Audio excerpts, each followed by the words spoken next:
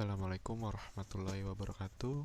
Selamat pagi, siang, sore, malam, kapanpun Anda melihat video ini.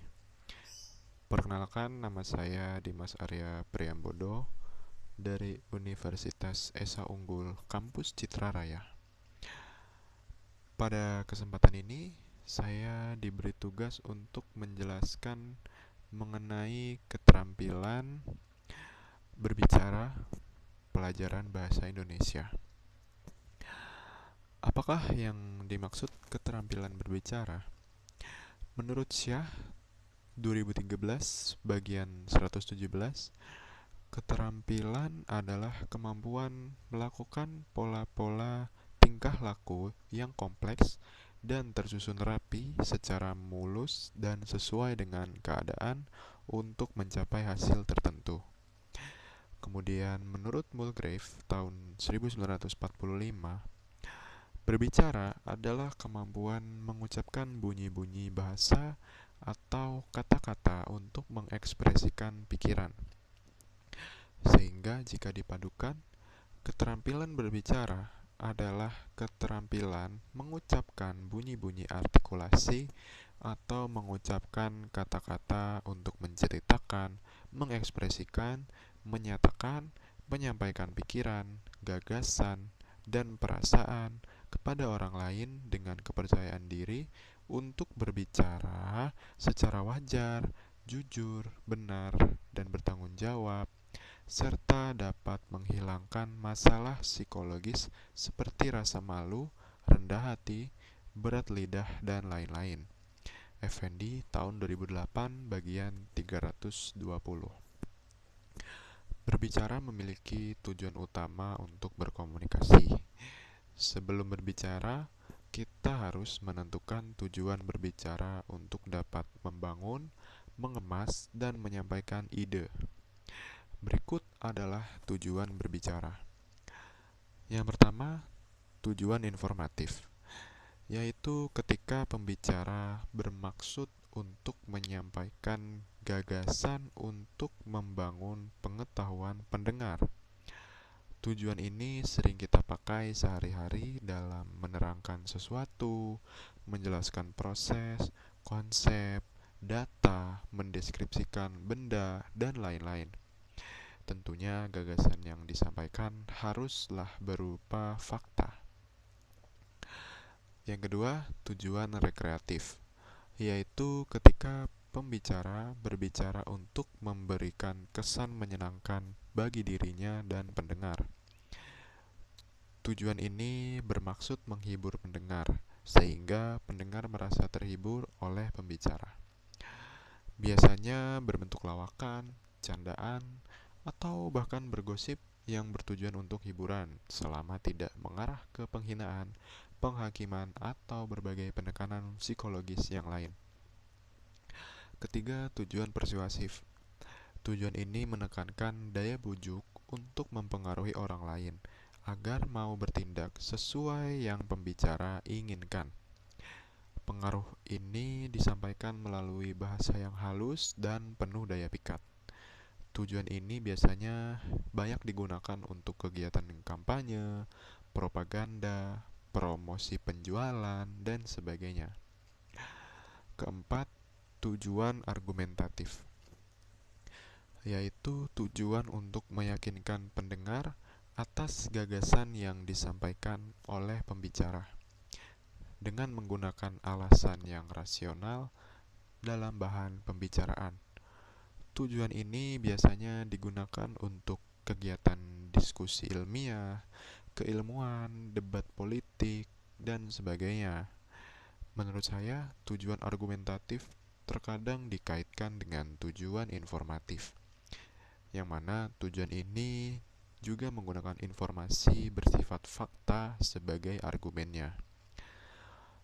Berbicara adalah salah satu penyampaian gagasan dan menjadi sarana berbagi pengetahuan antar kelompok dan individu yang efektif.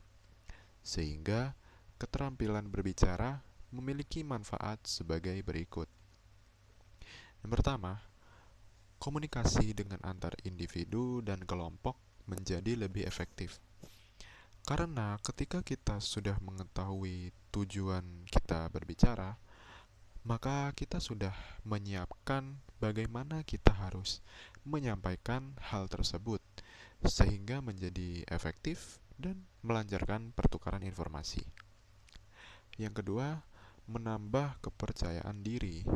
Kepercayaan diri ini tentunya akan muncul dengan sendirinya ketika kita merasa siap untuk menyampaikan sesuatu.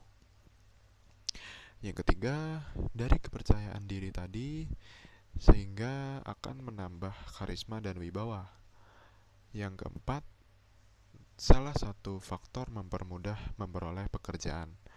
Karena ketika kita mempunyai kemampuan komunikasi yang baik, tentu perusahaan akan lebih tertarik untuk merekrut kita. Yang kelima, bisa mendapat kepercayaan dari masyarakat sehingga tercipta relasi yang baik. Nah, kemudian ada hal-hal yang harus dikuasai dalam keterampilan berbicara. Yang pertama, prinsip pembelajaran berbicara. Kita harus memahami terlebih dahulu prinsip-prinsip pembelajaran berbicara, yaitu yang pertama, pembelajaran berbicara harus ditujukan untuk membentuk kematangan psikologis anak dalam hal berbicara. Yang kedua, pembelajaran berbicara harus melibatkan anak secara langsung berbicara dalam berbagai konteks. Yang ketiga, pembelajaran berbicara harus dilakukan melalui pola pembelajaran interaktif. Yang keempat, pembelajaran berbicara harus dilakukan sekaligus dengan membekali strategi berbicara. Yang kelima, pembelajaran berbicara harus pula dilakukan seiring dengan pengukuran kemampuan berbicara secara tepat melalui praktik langsung. Yang keenam, kemampuan berbicara anak hendaknya diukur dan dipantau oleh guru secara berkesinambungan. Yang ketujuh, pembelajaran berbicara harus diorientasikan pada pembentukan kemahiran berbicara atau membentuk siswa menjadi pembicara yang kreatif. Nah, jenis-jenis berbicara dapat dibedakan menjadi sebagai berikut. Yang pertama, jenis berbicara berdasarkan situasi pembicaraan. Situasi dibagi menjadi formal dan informal. Berbicara informal contohnya seperti obrolan santai, bertukar pengalaman, penyampaian berita, percakapan, pengumuman, bertelepon, dan memberi petunjuk. Kemudian berbicara formal itu seperti pidato, ceramah, perencanaan dan penilaian, wawancara, debat, diskusi, dan bercerita dalam situasi formal. Yang kedua, berdasarkan tujuan pembicara. Seperti yang sudah dijelaskan tadi, tujuan pembicara atau tujuan berbicara dibagi menjadi 4, yaitu tujuan informatif, rekreatif, persuasif, dan argumentatif.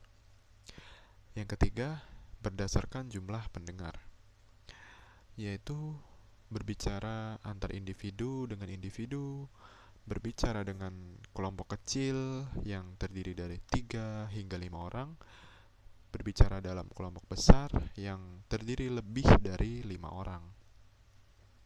Yang keempat, berdasarkan peristiwa khusus. Jenis berbicara ini dapat diklasifikasikan menjadi 6 macam, yaitu pidato, presentasi, penyambutan, perpisahan, jamuan, perkenalan, dan nominasi. Kelima, berdasarkan metode penyampaian.